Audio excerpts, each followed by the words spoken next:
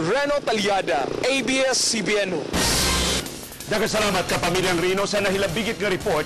Ang ABS-CBN ug ang DYAB Abante pa Bisaya nakadawat og 300,000 pesos nga donasyon para sa pagpamalit og dextrose. Ato ning iapod-apod sa mga tambalanan nga mahutdan og dextrose alang sa mga pasyente sa dengue. Sabdang namatya na ang dakbayan sa Lapu-Lapu og 5 anyos nga batang babae tungod sa dengue.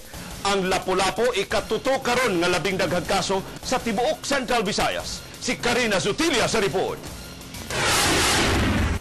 Gihaya na sa ilang Pinoy-anan sa Barangay Pahod, Dakbayan sa Lapu-Lapu ang 5 anyos nga si Zaira Kabahog. Kadlawon gahapon nakabsan sa kinabuhi si Zaira sa Vicente Soto Memorial Medical Center.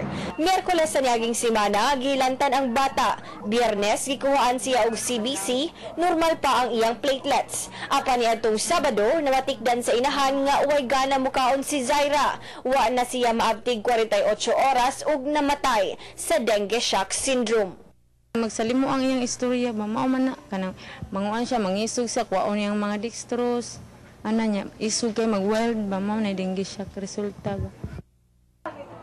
Dinhi gawa sa ilang panimay, magduwa si Zaira. Makita dinhi kining kanal ug ang nagpasad nga basura nga posibleng puy-an sa lamok.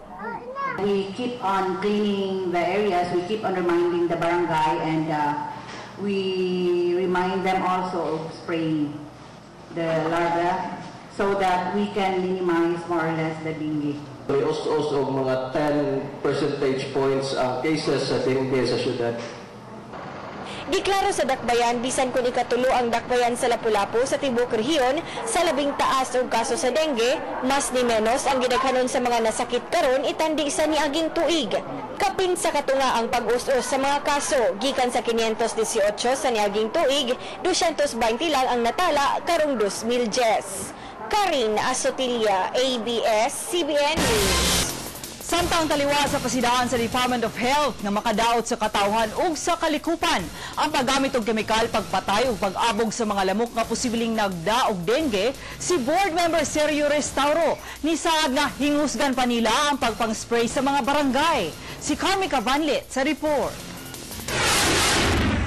Gi-question gahapon ni Vice Gobernador Greg Sanchez atol sa regular session sa Junta Provincial ang ka-epektibo sa kemikal nga deltamethrin nga gipamalit sa Kapitolyo aron spray sa mga lamok. Gihagit ni Sanchez sa Restauro pagpakita og ebidensya nga gitugot sa World Health Organization nga gamiton ang maong kemikal.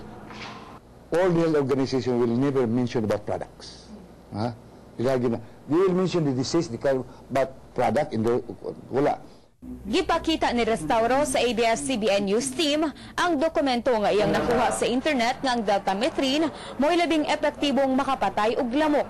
Apan iyang giangkon, 88% gihapon ang pagsaka sa kaso sa dengue sa probinsya, bisan sa pagpadayon sa nesting. Of musaka man gani, to the other places, it is also expected na musaka sa gyud ang kaso sa dengue dito sa Talisay. So, kanan niya ang despite nga nag-spray ta, o unsa naka, o pa ta mag-spray.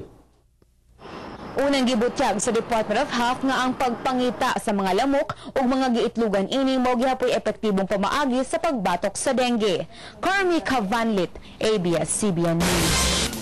Sa siyudad sa Dumaguete, gihingusgan pa sa Barangay Daro ilang kampanya batok sa dengue.